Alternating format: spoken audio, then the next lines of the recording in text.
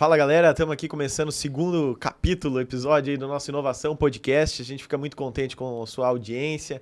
A gente vai trazer sempre a inovação, tecnologia, boas pessoas para a gente conversar, negócios. Então acompanhe a gente e vamos assistir mais um episódio. Estou aqui com meu parceiro e fera, colega de bancada, Robertinho Moreira. Fala, Robertinho. Opa, e aí pessoal, Átila. A gente está aqui com dois grandes convidados, então agradecer quem tá, né, quem acompanhou o primeiro episódio, quem está acompanhando esse agora. E aí, Átila, o que a gente falou, né, você que teve essa ideia do podcast, é importante falar que a inovação, ela precisa chegar na ponta, né, e esse é o foco do podcast. E é importante que a gente traga convidados aqui, que traga essa perspectiva de pontos diferentes, né, a inovação não fique só também aquele cara que é super empreendedor, que está tudo certo, mas também mostre um outro lado. Enfim, acho que se trata disso o que a gente vem fazendo aqui, Exatamente, né? exatamente. No primeiro episódio a gente já comentou um pouco sobre as pessoas serem uma parte essencial quando você está inovando e pensando. E queria apresentar primeiro o Alex aí, que eu convidei. E o Alex tem uma ONG eletro de lixo eletrônico, restos de materiais de computação. Bem-vindo, Alex. Dá um oizinho aí pra galera. Opa, tudo bem? Agradeço aí o convite, Átila, Roberto. Parabéns aí pelo estúdio, parabéns aí pelo podcast. Vamos falar um pouquinho aí sobre questão ambiental, questão social, questão dos projetos aí que foram implantados aqui em Londrina. Show, show. E o Robertinho convidou a Ana, né? Essa gestora aí que agora tá no mundo da educação. O sócio Dirceu tá ali ao lado. Ele quis ficar só de bastidores hoje. Mas na próxima já fica o convite pro Dirceu vir aqui falar um pouquinho também. Já vai treinando aí a fala. Ana, muito bom dia aí, né? Bom dia, pessoal. Eu queria agradecer muito o convite. Assim, acho a iniciativa incrível. A gente sempre comenta dentro do ecossistema de Londrina, nossa estação 43, a importância da gente levar realmente isso para fora do ecossistema, né? Para as pessoas, para entender que inovação é para todo mundo. Eu acho que inovação é um mote muito importante para o desenvolvimento de qualquer região. E a gente precisa trabalhar muito aqui em Londrina, não só aqui, né? Se a gente conseguir levar para o estado inteiro, melhor ainda, né? Com Isso certeza. aí. Então já vamos começar, agora que a gente já deu essas boas-vindas, agradecer também ao pessoal aqui do Vila Rica, onde a gente está gravando. E Ana, fala um pouquinho quem é a Ana Morakawa e o que você está fazendo. Então, vamos lá. Legal, vamos lá então. Então, hoje eu sou founder de uma startup que se chama The Call Startup School, que tem o objetivo de levar o empreendedorismo e inovação para a educação básica. Muito preocupada com a importância de a gente trabalhar a cultura de inovação desde cedo. A gente vê uma geração aí chegando no mercado de trabalho, muitas vezes desmotivada, em dúvida. A gente antes, no passado, carecia de oportunidades, hoje a gente tem oportunidades demais e fazer escolha hoje está cada vez mais difícil. Então, são comportamentos que a gente precisa trabalhar desde a base ali, desde os pequenininhos, para ir criando camadas mesmo de competência e trabalhando isso ao longo dos anos. Também hoje trabalho trabalho bastante para o ecossistema, sou vice-presidente da governança do Arranjo Produtivo Local de TIC, faço parte do Conselho Consultivo do Estação 43 e do Conselho Municipal de Ciência e Tecnologia. Então, estou com a inovação, respiro inovação todos os dias. Currículo vasto, Viu, né? Todos não é os pouca dias. coisa não, Isso aí. Alex, por favor, aí, as sim. devidas Bom, apresentações. Eu sou formado em Direito, né? E também sou ambientalista e sou um dos idealizadores do projeto da reciclagem do eletrônico aqui em Londrina. Bom, Londrina é uma cidade inovadora, né? Tem muita empresa de tecnologia aqui, tanto é que o Estação 43 é aí para a gente poder fomentar melhor ainda e mais, né? essa temática. E o projeto surgiu justamente da necessidade, porque não tinha ninguém fazendo esse tipo de serviço na cidade e nem na região, né? E aí nós acabamos se tornando referência nesse segmento, né? E hoje nós estamos aí com novos projetos, com novas ideias, né? E tratando a cidade com o maior carinho possível, né? Dando destinação para aquilo que a gente usa no dia a dia, que é, né? Nós estamos todo dia consumindo eletrônico, né? E é importante que as pessoas também saibam o que fazer quando esses equipamentos chegam ao fim da vida. Legal. A Ana usou a palavra ecossistema, o Alex usou a palavra que ele é de ambientalista. Ana, o que é esse negócio aí, ecossistema, Estação 43? Fala um pouquinho. Então, o ecossistema, na verdade, ele existe em todas as cidades. Alguns de maneira mais organizada, outros ainda trabalhando para essa organização. Então, um conjunto de atores que trabalham para criar um ambiente favorável para a inovação.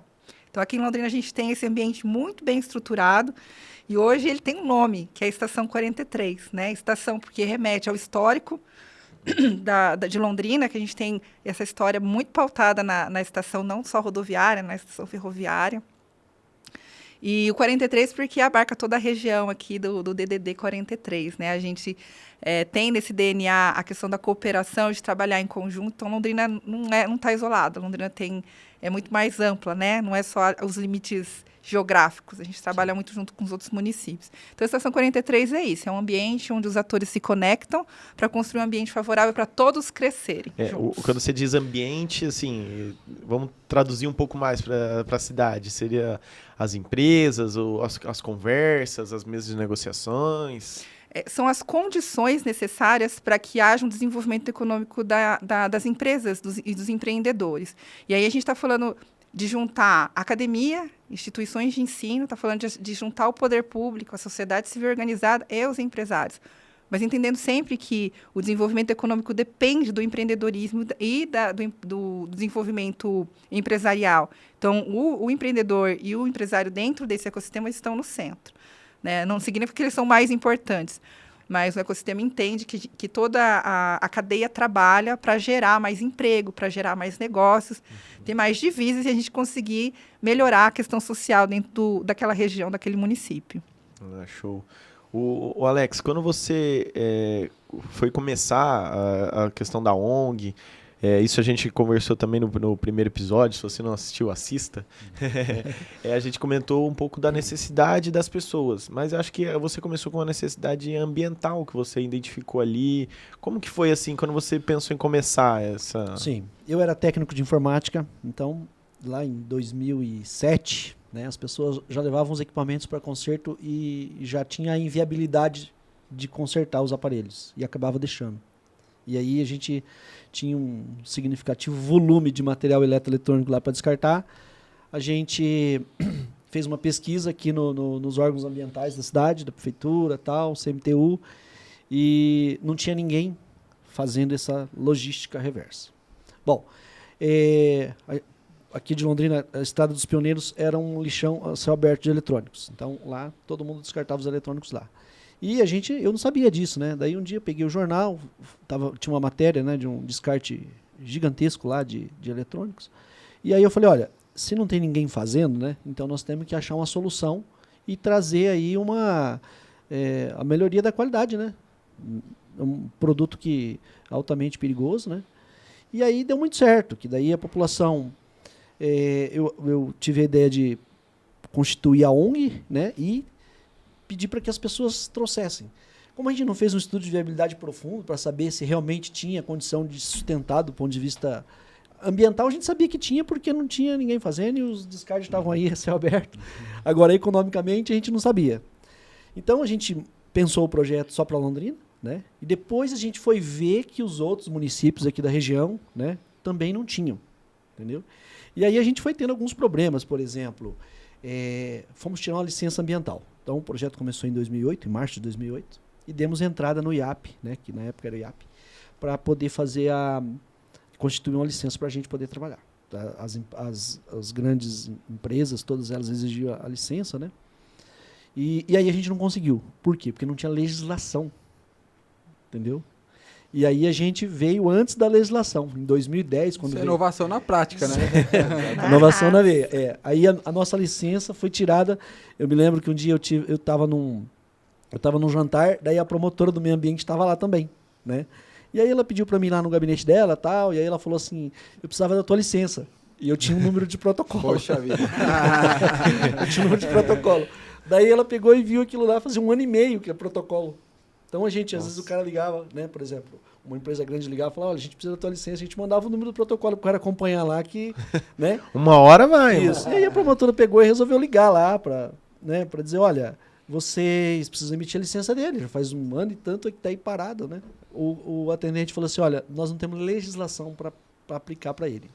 Caramba. A promotora falou assim para ele, falou, olha, vocês precisam entender que a ausência de legislação não é problema dele. E vocês precisam emitir uma licença para ele. Com certeza, o Estado tem que dar o suporte. A gente estava quase 2 anos trabalhando sem licença. Poxa vida. Entendeu? E aí o Ministério Público interferiu e acabou em 3 dias saindo uma licença para a gente operar. Caramba. Entendeu? Então, assim, muitas vezes a pessoa tem uma boa ideia, né? Mas esbarra na legislação. Sim. Né? Foi o nosso caso. E por isso que é importante sempre ter esse diálogo, né? Porque a inovação, ela não espera política pública, ela não espera momento. A inovação acontece, né? Igual aconteceu com vocês. Exatamente. Né? E aí a promotora foi assim, bem sensível com relação à situação.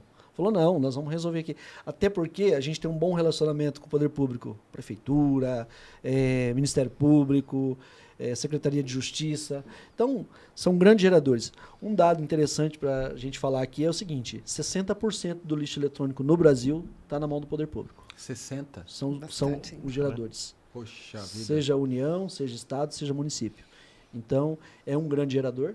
Né? E eu me lembro que naquele momento a gente participou de uma reunião lá no Ministério Público justamente sobre a destinação de produtos apreendidos, produtos de contravenção. E aí a gente fez uma parceria, o Poder Público é um grande colaborador do projeto da Eletro desde quando a gente iniciou. Que legal. E eu sei que o Alex vai falar daqui a pouquinho sobre... Parece que vai ser o único do Paraná que vai ter um grande ativo aí. Daqui a pouquinho a gente já fala sobre isso. E levando um pouquinho para a Ana, a gente está falando sobre inovação, trazendo um pouco para a sua realidade de agora, né? Que é o Decola, a sua startup, junto com o Dirceu. Como é levar inovação para as escolas? Eles estão falando sobre isso? É um bicho de 7 cabeças? Como que é? Também é uma disruptura, Roberto, porque assim, uma vez a cultura da escola é uma cultura bem tradicional, né? Tanto quando a gente fala dos professores, da parte de gestão, de todo o sistema educacional como um todo. E a gente entende que há uma lacuna muito grande, muitas vezes, há um esforço para tentar diminuir essa lacuna, mas ainda há uma lacuna muito grande entre aquilo que a academia entrega e aquilo que o mercado precisa. E a gente começou a bater, principalmente lá dentro do arranjo produtivo local, em ações que pudessem tratar isso no ensino superior. E aí, quando a gente começou a mexer no ensino superior e tentar implementar algumas ações, a gente viu que o buraco era mais embaixo. Que existiam competências e habilidades que, dentro da faculdade, já deviam estar consolidadas, solidificadas. E aí que tal que a gente chama de oportunidade de mercado também, né? Perfeito. Então, foi ali que a gente identificou uma demanda que é muito latente, que ainda não existe no mercado, uma solução que pudesse trabalhar isso na educação básica, de uma maneira lúdica, de uma maneira divertida, mas olhando realmente para essa preparação do aluno a longo prazo. E a gente vê, se você perguntar, né? A gente faz essa pergunta quando faz palestra, workshop, quem é que se considera inovador? É um ou outro que levanta a mão. Daí eu pergunto assim, tá, então... Tudo bem vocês não se considerarem inovador, mas quem acredita que tem potencial para se tornar inovador? Aí alguns outros também levantam a mão. E isso você pergunta desde para as criancinhas Para as crianças, até... para as crianças elas levantam mais a mão. Por incrível que pareça. O espírito aventureiro está mais jogado. Eles se acham super inovadores. Quando você começa a chegar no ensino médio, ensino superior, na fase adulta, isso já muda bastante o cenário. E aí eu faço a última pergunta para ele assim, mas aqui, quem é que não tem problema? Aí ninguém levanta a mão. Quem é que não tem um problema relevante para resolver na vida? Ninguém levanta a mão. Eu falei assim, então, se vocês têm um problema, se vocês são capazes de identificar um problema, vocês têm um potencial inovador. Poxa, mais da metade do caminho, vocês têm para ter potencial inovador. Sabe qual que é o restante do caminho? Como é que você encara o problema. Se você vai sentar em cima do problema e ficar reclamando, ou se você vai enxergar o problema como uma oportunidade de criar algo novo e melhor. Se você enxerga o problema e consegue ver uma oportunidade de transformar aquilo numa solução, você tem potencial inovador, você é inovador. Então, a ideia maior é fazer com que essa visão, essa perspectiva de que inovação é para um grupo específico de pessoas, cada vez mais diminua. Que todo mundo entenda que inovação é um processo e que ele pode ser aprendido. Né? Então, é essa disruptura desse paradigma que a gente quer trabalhar, em resumo, dentro da escola. Uhum. É você ampliar o horizonte, né? A pessoa não precisa só ficar olhando aquilo ali como uma coisa fechada, né? Tudo se conecta, tudo se movimenta. Então, por exemplo, aqui mesmo na nossa bancada, que uma pessoa de uma área ambiental, com uma área educacional, mas está tudo muito vinculado, né? Educação ambiental, enfim. Sim. Isso tudo precisa abrir a mente das pessoas, né? E todos vão enfrentar desafios grandes aí, como seja legislação... desde um companheiro, às vezes que no começo não incentive ou arrume outro. Isso o Marlon até comentou que uma das empresas dele deu certo quando ele achou boas pessoas que agregaram no projeto, né? Acho que são variáveis que precisam ser colocadas, né, em conjunto para que dê certo. Mas nem sempre dá certo. E não dar certo também é um passo da caminhada. Se você não tenta, você nunca vai errar. Sim. Só erra quem tenta. Então, não dar certo também faz parte da jornada, entendeu? E aí, muitas vezes as pessoas não estão muito dispostas a esse risco, a essa experiência do erro e do acerto. Não, com certeza. Eu imagino no começo, Alex, você já sabia mais ou menos onde encaminhar todos os equipamentos, ou como destrinchar, porque o computador tem plástico, tem ferro, Sim, enfim. Isso, etc. Olha só, nós aqui em Londrina, nós não somos muito industrial. Então, nós não temos muitas empresas que recepcionam esses materiais que eu gerava, entendeu? Só para você ter ideia, o vidro naquela época ainda estava muito vigente, os tubos, os monitores de tubo. Então, estavam saindo de linha, mas ainda tinha muito no mercado, os monitores e tal. E eu tive uma dificuldade. Eu guardei vidro durante 3 anos. Caramba. Até encontrar uma pessoa que tinha uma licença ambiental para poder, porque o vidro ele é altamente tóxico também, tem que passar por um processo de lavagem e tudo mais. As pilhas. Então, eu tive uma recomendação da Secretaria do Meio Ambiente, olha, não pegue as pilhas. Tá. E aí eu falei, tudo bem. Mas Não aí, pego- Daí, deixa eu te falar o pilha que no mercado. acontecia. Daí, por exemplo, a gente ia fazer uma campanha de coleta de eletrônicos. Daí vinha um rádio com 6 pilhas. Daí vinha um controle com 2 pilhas. Então, agora, em 2020, foi que a gente arrumou a solução para as pilhas. Que a empresa, entendeu? Até eles estavam discutindo lá como é que ia ser a parte da logística reversa. Eles entraram em problemas tipo...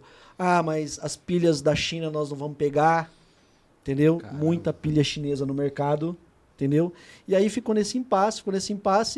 Quando eles vieram buscar aí agora as pilhas, a gente tinha 5 toneladas de pilhas. Nossa. Parou um caminhão lá, encheu de pilha e levou embora. Então, a gente também sofreu um monte por causa disso, porque você não podia, por exemplo... numa campanha de coleta onde você coletava 25 toneladas, não dava nem para você ver se tinha pilha ali no controle, lá, ia colocando tudo para cima do caminhão e vamos trazendo. E isso gerou, assim, a gente foi guardando. Agora que nós arrumamos uma solução para as pilhas, que as empresas, né, chegaram num acordo setorial lá que iam retirar tudo e a gente acabou destinando. Mas a gente também teve dificuldade. Eu, por exemplo, quando iniciei o projeto da ONG, eu não tinha ninguém para me inspirar, porque não tinha ninguém fazendo. Então, eu comecei sozinho, né? Comecei ali dando a destinação naqueles produtos que eram fáceis, né? Por exemplo, plástico, né? Aqui na região tinha indústria que pegava plástico. O vidro a gente guardou, né? O barracão estava abarrotado de vidro. Se não tivesse achado uma empresa... Só tem em Santa Catarina uma empresa que recebe esse vidro, né? E a gente, quando... encaminhou para eles, foram acho que 3 ou 4 carretas de uma vez. Nossa. Então, assim, a gente teve dificuldade também. Então, a gente... Hoje, está tudo superado praticamente. Por exemplo, lâmpada a gente não tinha destino, agora tem destino. Entendeu? Caramba. Você citou logística reversa, só a gente gosta sempre de trazer um linguajar que as pessoas bem sim. absorvam, né? Então, a lógica natural é que se produza e venda e consuma. Sim. E a logística reversa é o oposto disso, Isso, obviamente. isso, Você pegar o produto, destrinchar e devolver para reciclagem, né? Sim, a lei fala da logística reversa de responsabilidade compartilhada, tá? Na logística reversa é o consumidor, né, comerciante e o fabricante. E também tem a figura do exportador. Muitos produtos que a gente tem no mercado, né, não são feitos aqui no Brasil, são feitos fora. E ele também está inserido na logística reversa, na lei de logística reversa. Ele também tem responsabilidades. Eu falo para você aqui um produto que a gente não pode pegar sem fazer uma consulta. Um raio-x, uma cadeira de dentista. Quando você... se depara com uma destinação dessa, você tem que pegar a etiqueta, você tem que encaminhar para o fabricante. Por exemplo, nós fomos recolher um raio-x numa cidade pequena, né? Aí ele passou todos os dados, tudo certinho, a gente passou para o fabricante deu a instrução de como fazer, entendeu? Mas tem produtos que você não pode simplesmente porque ele é eletrônico e desmontar, né? Nós tivemos problema com o Césio aí, que foi amplamente divulgado, né? Um caso bem Isso. marcante no Então, Brasil, né? dentre os eletrônicos, tem algumas particularidades ali que você tem que dividir a responsabilidade com quem realmente fabricou. Então, É importante, né, que o Alex está comentando, que ele foi o primeiro, assim, né? E é um problema também, mas é uma oportunidade também, Oportunidade né? Você também. dita as regras, sim, né? sim. Isso é Por importante. exemplo, eu coletei já em 80 municípios do estado. Como a gente não fez um estudo de viabilidade para quem precisava disso daí, a gente teve uma coleta de... Durante 4 anos eu fiz a coleta de Presidente Prudente, né, que é uma cidade relativamente grande aqui da região, oeste aqui de São Paulo. E na primeira campanha que nós fizemos, nós coletamos 60 toneladas, só para as pessoas saberem. Isso dá em torno de 4 carretas Caramba. de equipamentos. Então, assim, como não tinha, muita gente guardava, como não tinha destinação, muita gente guardava os equipamentos, entendeu? Esperando uma oportunidade. Aí, quando surgiu a ONG, veio aquele boom de equipamentos pra gente, entendeu? Era um volume significativo. E é super importante trazer esse olhar do terceiro setor, que ele pode inovar. Né? Pode inovar, Isso é super importante. E trazendo para a Ana, que ela tem essa experiência de trazer para as escolas, qual é o exemplo prático? Como levar a inovação para a escola? Dá um exemplo prático. A inovação na escola, eu acho que, assim, Roberto, começa por pequenas coisas que conseguem mudar a cultura. Eu acho que tem um elemento muito importante na escola que se chama professor. A gente tem os diretores, a gente tem os coordenadores, ninguém. né? Então, a gente tem os diretores, a gente tem os coordenadores, a gente olha muito para os alunos, mas às vezes a gente esquece dessa peça fundamental, que é a engrenagem que faz tudo girar. Se o professor não quiser, não muda. Então, toda solução que eu acho que é proposta de mudança, de inovação dentro da escola, eu acho que tem que olhar tem que olhar o aluno, tem que olhar a direção, mas, antes de tudo, tem que olhar o professor, porque é ele que está na ponta.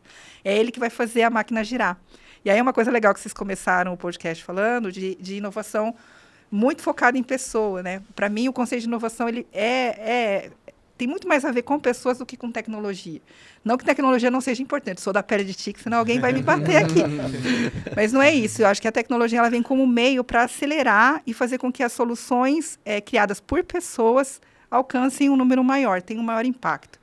Mas sem pessoas, a inovação não acontece. Porque os problemas estão nas pessoas e só quem é capaz, por enquanto, né? A IA vem aí, mas só quem é capaz até então de resolver problemas são as pessoas. Então, eu acredito que a mudança dentro da escola começa por mudar o comportamento do professor. E muitas vezes não é que o professor não quer, ele se sente inseguro, porque ele não tem as ferramentas e o conhecimento necessário para fazer. Né? E é muito legal ouvir o Alex falando, porque ele contando reforça muito o conceito que eu tenho de inovação, assim, do que precisa para o processo de inovação. Primeiro é perspectiva. Né? Eu acho que quanto mais experiência você tem, mais conhecimento você tem, mais perspectiva, visão de mundo você tem. Você consegue alcançar novas possibilidades. Se você se restringe a olhar só para o seu mundo dentro da internet, por exemplo, né? Você não experiencia, não tenta, não pratica e tenta buscar soluções para algo que parece até impossível, né, Alex? Exatamente. Você se restringe àquele mundo. Então, você precisa ter perspectiva. Outra coisa é ter propósito, né? Na fala dele fica muito forte essa questão do propósito para a gente também. Falar de educação para a gente é uma paixão. E por que essas duas coisas precisam estar juntas? Porque você precisa ter vontade. Você pode estar num lugar extremamente equipado, com alta tecnologia. Se a pessoa não quiser fazer, essas pessoas que estiverem ali dentro não quiserem fazer, o negócio não acontece. Então, é assim na escola também. Né? Eu posso ter a escola de primeiro mundo, com os equipamentos, com ambientes super inovadores. Se o professor que está ali dentro, a equipe pedagógica não quiser acontecer, não vai acontecer. Então, a inovação na escola, eu acredito muito que começa pelos professores. E assim, Ana, até mandar um beijo. Minha mãe foi professora e uma vez professora, sempre professora, né? Então já vou mandar um beijo para minha mãe, que abençoa aí nosso podcast. Você concorda que é um papel importante na educação? Com certeza, sem sombra de dúvidas. E como que é o processo da sua empresa, que você faz para essa conscientização dos professores, para essa ensino, adaptação do ensino, talvez? O que você sugere aí para, vamos dizer assim, para o professor ter essa visão e passar para os alunos, né? Porque ele é o meio, né? Uhum. Então, primeiro a gente trabalha a questão do comportamento empreendedor e da mentalidade de inovação. Entendendo aquela pergunta que eu falei para você, se é inovador, a gente faz para os professores também. E a minoria levanta a mão. Eu vou levantar a mão também. A primeira coisa que a gente faz é mostrar para o professor que ele é inovador, que ele pode colocar inovação dentro da sala de aula. E explicar para ele como, né, dando ferramentas e insumos acessíveis para ele. Então, não adianta eu chegar na sala de aula já querendo falar de IA, querendo falar de programação. Mesmo de robótica, que hoje está muito em foco nas escolas, é algo que assusta muito os professores, porque não está dentro da realidade deles. Então, eu acho que o mais importante quando a gente vai começar a trabalhar a inovação e implementar a cultura é empatizar com o professor dentro daquilo que ele faz, o que naquele primeiro passo ele consegue inovar. Ele consegue colocar um processo diferente de aula, de sala de aula. Ele pode deixar de usar o quadro e usar uma atividade mais ativa com os alunos. Isso é inovar, né? Muitas vezes a mudança de processo é inovação. Eu não preciso obrigatoriamente colocar a tecnologia ali no primeiro momento. Depois, para escalar, para replicar, seja importante. Mas, primeiro, eu preciso criar essa mentalidade e esse comportamento. Então, a gente começa por aí. Então, a gente tem uma base bem forte trabalhando essa parte de comportamento e mentalidade. Depois, sim, a gente vem com as ferramentas. Aí, a gente introduz, aí ele vai estar aberto para poder experimentar coisas diferentes. A Ana estava comentando sobre o papel importante de levar a inovação nas escolas. E o Alex, trazendo um pouquinho para a realidade dele, você comentou que 60% dos parques tecnológicos, quando a gente fala de equipamentos, estão no poder público e você lida diretamente com o poder público. Isso. E como a gente se fala bastante em sustentabilidade há bastante tempo e a gente entende que isso é super importante. Mas o poder público, ele está disposto a falar sobre inovação, a falar sobre isso? Como que é a sua relação com eles, já que você já enfrentou um caso, por exemplo, de ter que trabalhar uma política pública para a sua realidade? Como que é na prática isso? Olha, o poder público, ele tem sim, ele tem esse cuidado, né, de fazer isso, e a gente está sempre falando com eles. Por exemplo, agora eu estive em Brasília recentemente, né, e a gente estava trabalhando um decreto, né, eles passaram para a gente que trabalha na prática ali, um decreto de desfazimento do governo federal, uma política para poder melhorar, porque hoje o gestor público ele tem uma limitação, né, no sentido de destinação. Muitas vezes ele precisa fazer a venda do equipamento, ele não pode doar, né? E agora vai ter um decreto que vai autorizar o gestor público a promover doações, por exemplo, para esses projetos que, como a gente também, a recuperação desses equipamentos poderem ser doados para escolas. Por exemplo, a gente tem uma campanha que a gente faz há muito tempo em Faxinal. Então, lá em Faxinal, a gente faz a campanha e a gente geralmente devolve para eles algum equipamento para eles poderem utilizar. Daí, na última reunião que a gente teve, tinha uma professora, uma diretora de uma escola rural, lá de Faxinal, e eles não tinham nenhum computador. Poxa vida. Entendeu?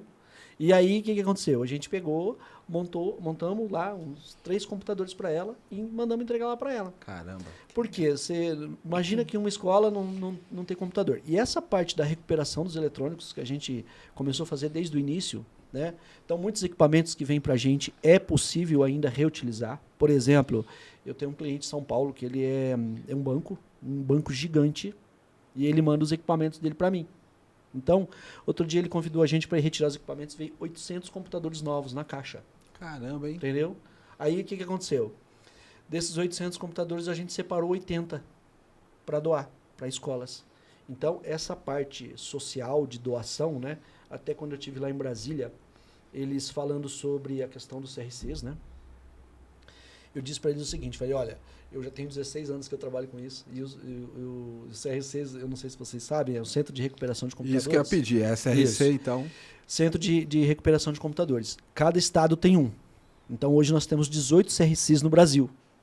E o do Paraná vai ser em Londrina. O único? O único. Que legal. Entendeu? Sensacional. E aí o seguinte, contempla pegar, né, das instituições da União, né, os federais, né, Banco do Brasil, Caixa Econômica, Polícia Federal, trazer tudo para Londrina, recuperar e doar para as escolas.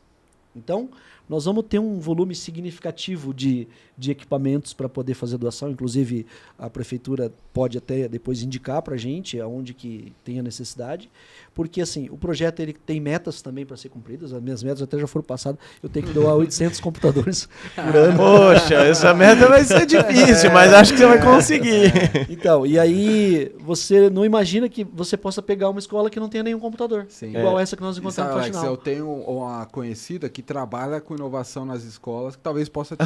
Sim, sim. Uma parceria saindo já. Exatamente. Mas é engraçado que pra gente hoje em dia é um insumo tão básico, né? O celular, o computador, o Wi-Fi. E muita gente acha que assim, nossa, uma pessoa não ter computador tá lá no deserto. Isso, né? e nós conseguimos evidenciar isso na pandemia, claramente. Nós recebemos um ofício da Secretaria de Educação da cidade de Cornélio Procópio, quando todos os alunos tiveram que ir para casa. 8 alunos não tinham celulares em casa. Não tinham celulares, não tinham nada. E aí não estuda, né? E aí não estuda, Na época entendeu? da pandemia, A gente fez a doação dos celulares para eles na época, né? Da pandemia. Sensacional. Por quê? Porque você também não imagina que alguém não tem um celular, né? Pois é. Hoje é E quase aí- um pedaço do corpo. já. E aí a gente foi acompanhar essa doação lá, né? Daí tinha duas famílias que não tinham conexão, entendeu? E é interessante lembrar que o governo federal tem um programa chama chip social, e o correio entrega o chip na tua casa de graça e você pode usar ali o WhatsApp. Olha lá. E assim, essas duas crianças lá de Cornélio que não tinham conexão foram para casa dos avós, né, para poder estudar. Então, assim, tem uma deficiência grande, e a importância do CRC, né, para poder suprir essa necessidade, né, que muitas vezes o Estado, o município não consegue alcançar, a gente vai conseguir aí dar uma força e vai ser um projeto que a comunidade toda... Muito legal. Não, Deve parabéns. ganhar muito. E assim, o Alex, ele fala de algumas cidades, até para quem não é da região, né?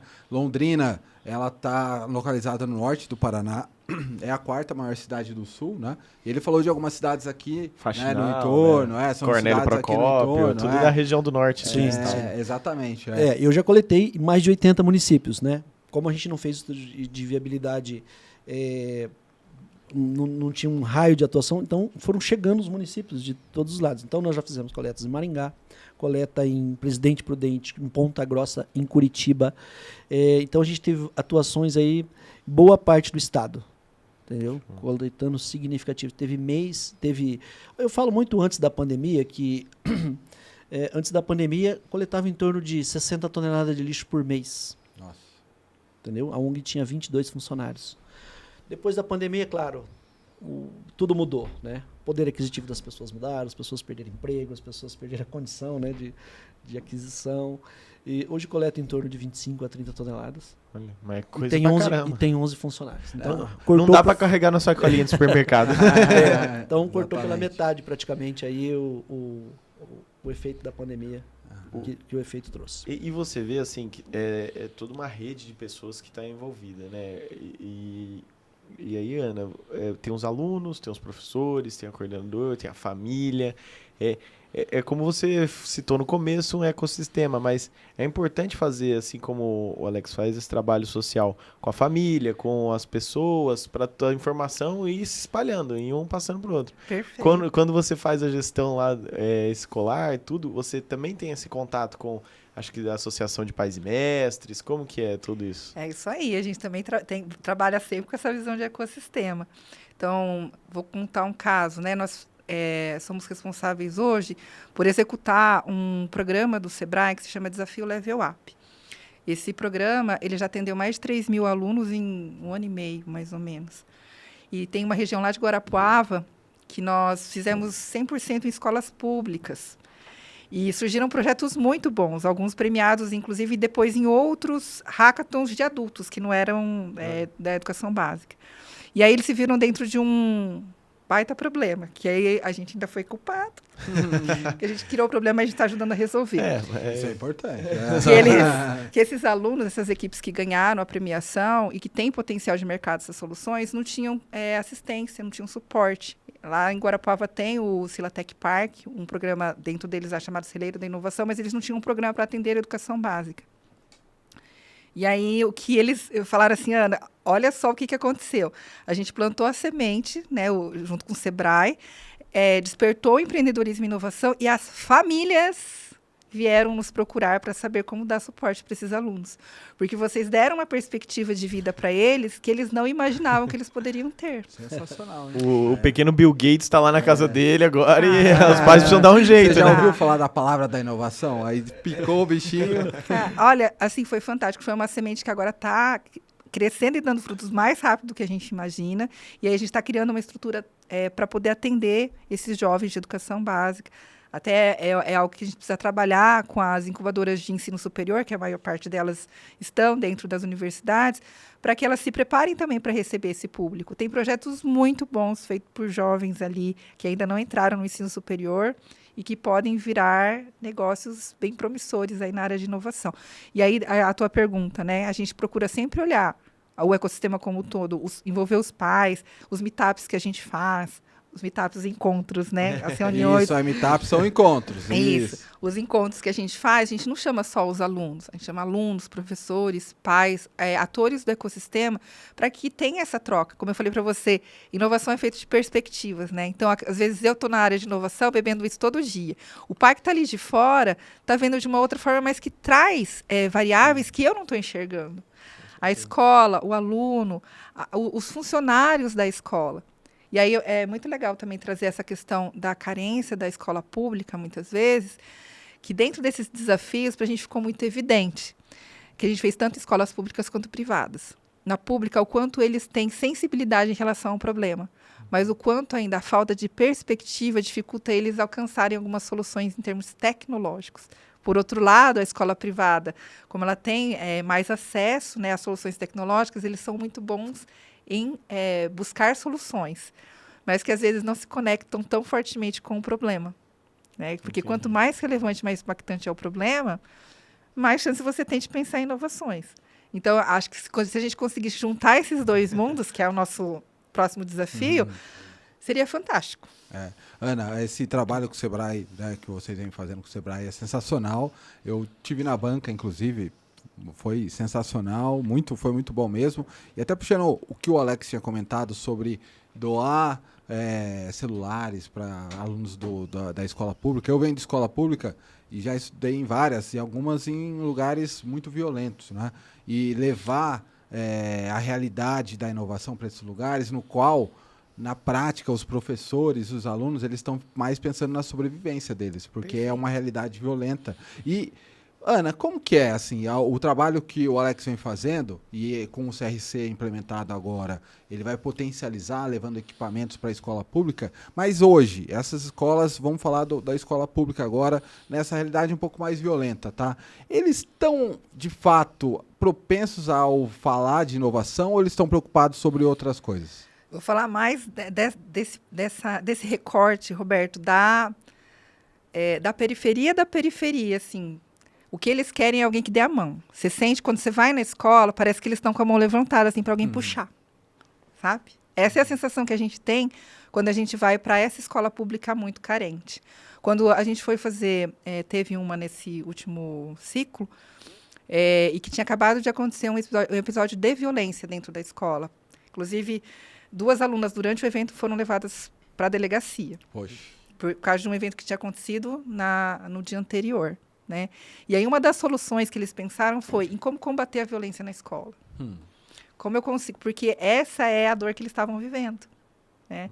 Então, eu acho que tudo que vier para poder dar uma perspectiva diferente, de que pode ser diferente. E aí a gente conversa com os professores e fala assim, Ana, daqui você vai conseguir pegar um ou outro e resgatar. Teve uma professora que chegou para mim e falou assim, Ana, é duro ver que não vai passar dos 18.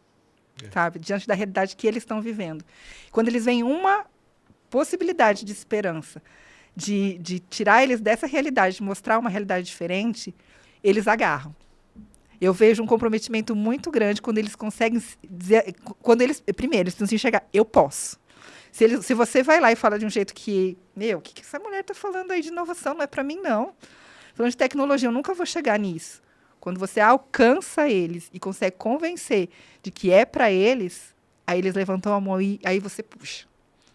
Né? Mas é um trabalho assim, de formiguinha. A gente ainda tem esse desafio de como é que eu consigo escalar isso para tirar mais gente dessa situação, entendeu? Uma vez eu ouvi uma palestra de um professor, Kleber Machado, se não me engano. Faz uns 10 anos isso. Ele falou assim, a minha missão como professor não é os alunos que já estão encaminhados. É eu salvar aquele que todo mundo fala, e esse aí já era, esse aí, tipo assim, Sim. porque todo mundo tem um futuro, todo mundo quer viver Claro. bastante. Sim, sim. E a diferença, eu imagino, se você conseguir mudar a vida de uma pessoa da escola pública, ali já vai fazer muito grande a diferença do projeto, sabe? O projeto já vai ter Sim. já vai ter o seu valor. Então, pra gente, isso é muito valoroso. Mas a gente ainda fica com aquilo. Ah, não, a vontade Podia ser mais, sempre todos, podia né? ser mais. Com certeza, com E certeza. eu queria até perguntar pro Alex, né? Ele vem com essa realidade de reciclagem e é um ambiente também que existem muitas pessoas vulneráveis, né? E a ONG, como que ela se viabiliza? Como que é o dia a dia? Fala um pouquinho Sim. mais. Olha, a gente recebe esses materiais como doação, tá? Tem o reaproveitamento, né, daquilo que ainda é possível, né? Uma parte é vendida para manutenção do projeto, né?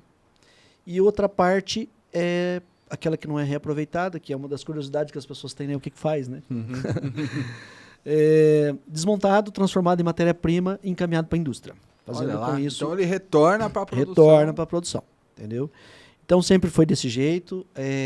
Nós tivemos um boom de descarte no ano de 2018. Foi o maior nível de descarte na história dos 16 anos que a ONG trabalha. Então nós tem tivemos, algum motivo? Sim? nós tivemos o evento da Copa do Mundo logo ali no começo, né? Daí o marketing, Todo mundo compra sim, TV, né? o marketing fazendo uma Quer assistir propaganda o assim, jogo. olha, você ainda vai assistir a Copa na TV do 7-1. Rapaz, eu nunca mais assisti na Traga TV, sua mas TV. foi coincidência. Sim, aí traga só TV. Bom, aí tranquilo, foi um volume significativo. Depois, mais no final do ano, nós tivemos o evento de desligamento analógico. Então, aí o marketing atuava assim. Você ainda vai querer mais um aparelho em cima da sua... Eu botava aqueles controles, aqueles negócios tudo em cima da mesa. Ele falava assim, traz a tua TV que eu te dou uma... com tudo embutido. E aí colocava um controle só. Aí é difícil competir, né? Só de Quem uma- nunca perdeu o controle, né? Só de um magazine nós recebemos 13 mil unidades de TV de tubo, né? Então, assim, foi um significativo. Só para você ter ideia, como que a campanha que eles fizeram do começo do ano até o final deu certo, tinha gente que ia lá na ONG comprar uma televisão de R$20, quebrada, para levar lá para pagar. Meu Deus do céu. Eles pagavam Pagar um desconto. 150, eles pagavam 150, o cara ganhava o desconto e já trocava a TV. Então nós tivemos assim, um significativo volume de material, então isso nós tivemos que alugar um outro barracão só para dar conta dessa demanda, né? Então quando acontecem essas mudanças de tecnologia assim, por exemplo, alteração de rádio AM para FM, também teve uma significativa um significativo volume de descarte. Então, assim, quando as tecnologias vão se alterando... Eu falo sempre sobre isso. Quando eu comecei lá em 2008, tinha um GPS no painel do meu carro, entendeu? Hoje tem um recipiente lá que toda campanha que faz recebe um GPS ou um videocassete. Um videocassete, olha, se você falar, ó, vai fazer a coleta aqui no prédio, vai vir um Vai vir o videocassete. videocassete, caramba. Aqui o Espaço Vila Rica é Isso. antigo, é capaz de vir Um volume vitrola. significativo de CD, por exemplo. Olha lá. Né? Então, no curso do trabalho, a gente viu tecnologias nascer e tecnologia morrer. Por exemplo, o Blu-ray, né? Blu-ray. Blu-ray foi uma tecnologia que surgiu, ele ficou pouco tempo, ele surgiu na vigência da ONG e morreu já na vigência da ONG. Caramba. Então eu vi tecnologias nascer, o MP3 que a gente ia para o Paraguai comprar aqueles, né? 16 GB, 8 GB, Eu não sei Ia o no quê. Paraguai, mas comprar original lá no Paraguai. Isso. Com nota, tudo E aí é o certinho. seguinte, hoje tem lá um recipiente para se jogar MP3. Nossa. Por quê? Nossa. Porque a febre dos aplicativos que chegaram, né? Tudo Celular. se resolve no celular. E aí a gente viu, né, esse boom acontecer e os descartes também. né? Eu lembro quando eu ganhei um MP3 de um amigo meu no aniversário, assim, ele tinha viajado para os Estados Unidos, então eu acho que ele deve ter pago mais barato, não sei, enfim.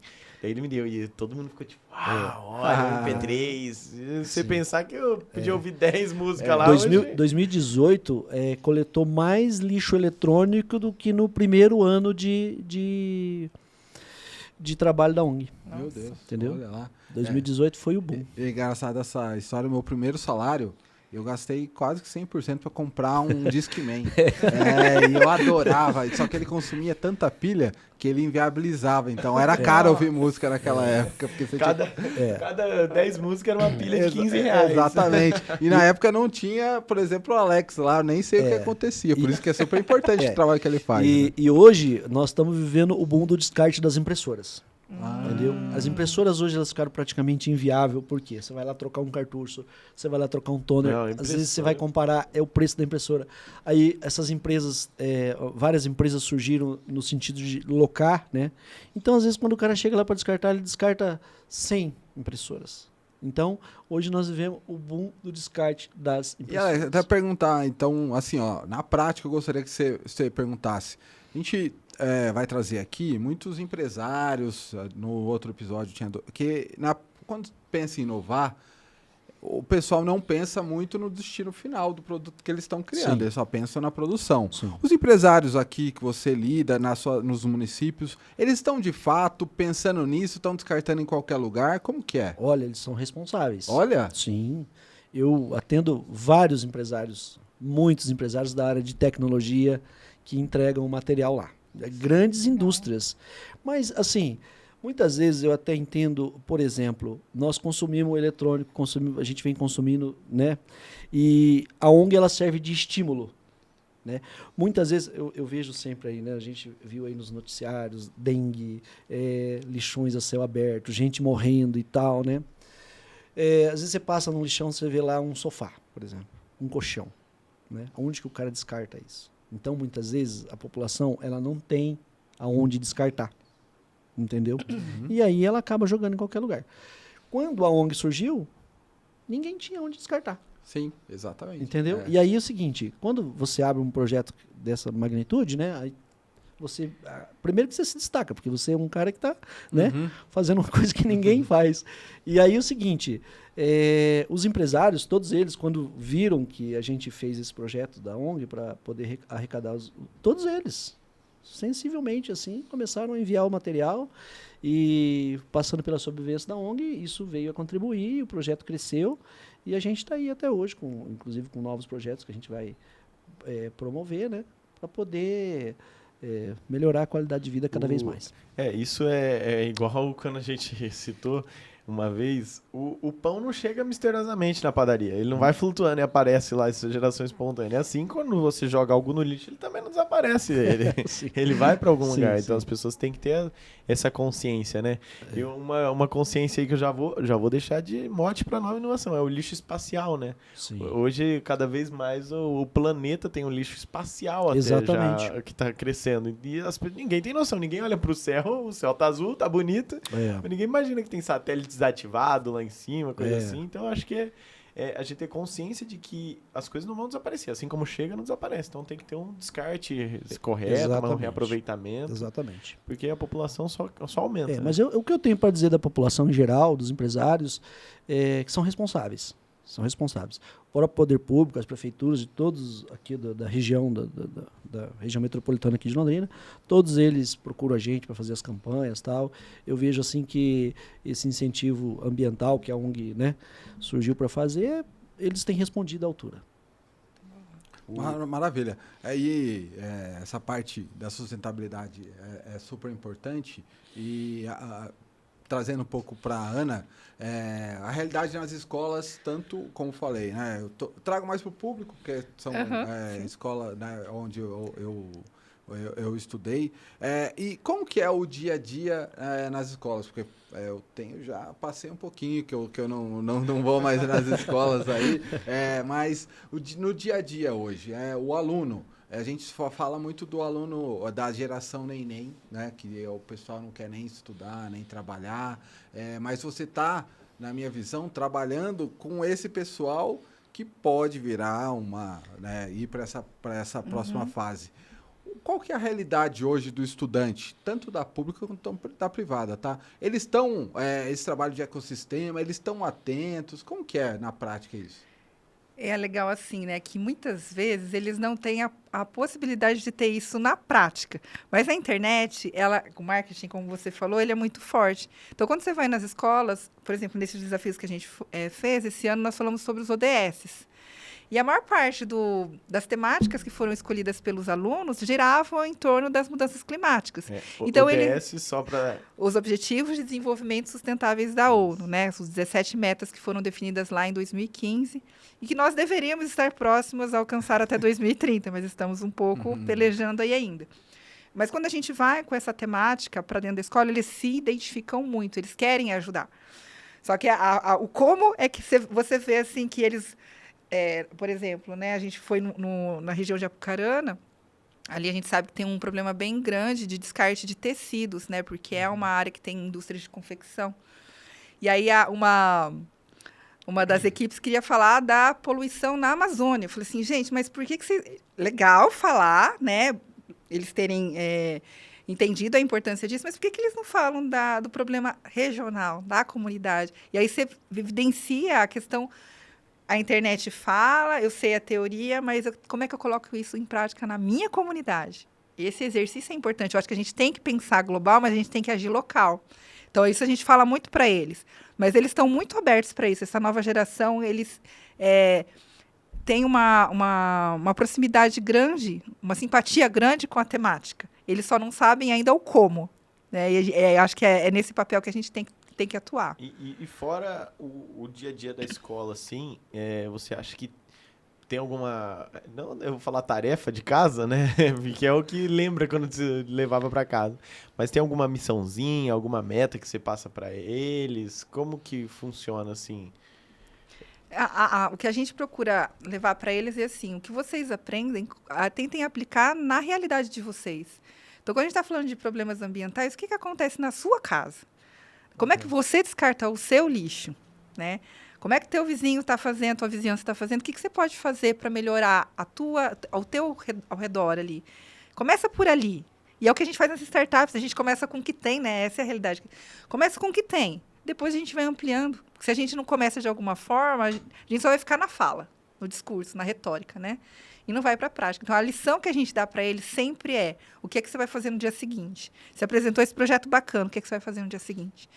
E o feedback, assim, o retorno, com certeza que já deve ter visto e contado. Isso é incrível. Eu dei uma das minhas profissões na vida aí, eu dei aula de futebol auxiliar, na verdade, né? Para as crianças. E era tão legal você ver a evolução e tudo. Então, com certeza, o retorno deve ser encantador, né? O feedback é imediato, assim. Tem algumas coisas que já retornam na hora. Assim, nossa, vocês trouxeram uma visão que eu não imaginava que a gente poderia alcançar. Isso tanto nas públicas quanto nas privadas, tá? Isso não é algo que é restrito para o pessoal da pública. Eu achei que só podia fazer engenharia, medicina ou direito. Eu não sabia que eu podia... Ou mesmo nessas profissões que eu podia ser inovador. Né? Então, o feedback inicial é, entendi agora, meu mundo se abriu. De alguma forma, ele se abriu para outras perspectivas. E depois também, né, quando a gente vê os professores falando deles participando de eventos de inovação, quando ele vê eles participando de premiações e ganhando premiações e se motivando ainda mais. Tinha uma equipe lá, eles eram 9º ano, eu acho, né, Dirceu? Eles já queriam abrir CNPJ. Eles queriam saber como é que eles colocavam. Então, é muito legal de ver, sabe? É muito legal de ver esse movimento. Então, assim, o papo daria para levar muito mais tempo. E, assim, o tempo voou. A gente tem que chegar ao final, infelizmente, mas o papo está muito bom. Então, deixar as considerações finais, Alex. Se você quiser deixar um recado, deixar seu @ da ONG, então faz um fechamento para nós, por favor. Sim, primeiramente agradecer, né, a oportunidade de estar aqui, né, falando sobre essas questões importantes, relevantes, né, e dizer que a gente fica ali na Hermelino Leão, 385, estamos ali há 16 anos, também temos uma lojinha ali no Shopping Quintino, né, para venda de produtos mais baratos, mais acessíveis, né, usado, mas em boas condições, com garantia, né? Quem comprar com a gente vai estar sempre bem amparado ali. Eu vou dar o testemunho, eu já fui cliente, eu comprei um megafonezinho até, foi show, funciona a lojinha da ONG é um sucesso, vende muito bem, é da onde sai parte do recurso, né? Então temos a lojinha também na loja 703 aí do Shopping Quintino. Nosso telefone, nosso WhatsApp é o 43 3339 0475. E estamos aí, precisando da gente, estamos à disposição. Muito bom. E com a garantia do Átila. Aí, Eu ó, não comprei ainda, mas eu vou comprar. com Atestando, certeza. E Ana, agradecer por estar aqui, o seu Dirceu que está ali também. Faz um fechamento um pouquinho de tudo que você fez. Eu sou fã do trabalho que vocês fazem, já falei isso várias vezes, mas deixa o @, super importante também. Legal. Então, agradecer muito o espaço, gente. Isso aqui é muito importante. A gente carece muito de comunicação dentro do nosso ecossistema, né? Criar canais assim é fantástico. A gente precisa de espaço para poder falar e para que o conceito de inovação chegue na prática, ali na ponta. A gente precisa de mais gente trabalhando junto. Inovação é feito com colaboração, com cooperação. Então, parabéns pelo trabalho de vocês. A gente continua aí na nossa luta diária para a educação, para mudar a educação do país. Trazer uma educação de qualidade. A gente entende que o empreendedorismo e a inovação podem contribuir muito com isso. Ligar a matemática, a linguagem, o estudo humano, dos sociais, de forma prática com o empreendedorismo, né? Entendendo por que a gente aprende, por que a gente tem que ter todos esses conhecimentos. Então, a gente tem esse propósito. E quem quiser se juntar a gente, nosso @ no Instagram é @decola.academy, no LinkedIn, Decola Startup School. E a gente está ali aberto para quem quiser colaborar. Tá bom? Muito obrigada. Robertinho, mais uma, vencemos hoje aqui. E Isso aí. agradecer todo mundo, Espaço Vila Rica, Fagnan, Bruno, todo o pessoal que está, Dirceu que está ali nos bastidores, a senhora Moreira ali acompanhando. E, Robertinho, você também aí, valeu, obrigado. Tô muito gratificante conhecer e aprender sobre inovação. Meu Instagram é @atila.castelo com 2 L's. Segue lá. Esse é o meu parceiro, Robertinho. Valeu. Então, obrigado, gente, que vocês acompanharam a gente até agora, nos ouviram, para quem está assistindo. Agradecer minha esposa estar aqui, a Juliana, todo o pessoal do Espaço Vila Rica, Dirceu, que está ali nos bastidores, são nossos convidados.